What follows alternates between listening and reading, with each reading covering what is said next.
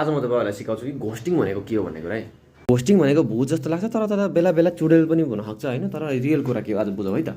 So घोस्टिङ भनेको चाहिँ यो तपाईँको क्रस, तपाईँले एकचोटि माया बर्साउनुहुन्छ गर्नुहुन्छ, त्यसपछि क्रस मक्ख पार्छिन् होइन, तपाईँले फेरि माया बर्साउनुहुन्छ गर्नुहुन्छ, त्यसपछि फेरि मक्ख पार्छिन् होइन। तपाईँले क्रसलाई मक्ख पारेको हुनुहुन्छ, तपाईँ केटा हुनुहोस् केटी हुनुहोस् जेसुकै हुनुहोस् क्रस हुनुहुन्छ भने, या अथवा ल पर्न आँटेको मान्छे छ भने यही भइहाल्यो होइन, माया पार्नुहुन्छ।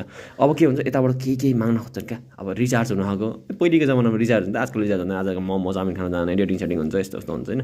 सो के भइरहेको हुन्छ, यता उइरहेको हुन्छ, दिइरहेको हुन्छ, यताको मान्छे मक्ख हुन्छ, ओ आइएम फिलिङ ह्याप्पी भनेर यस्तो एमाजोनवाला लोगो आउँछ होइन।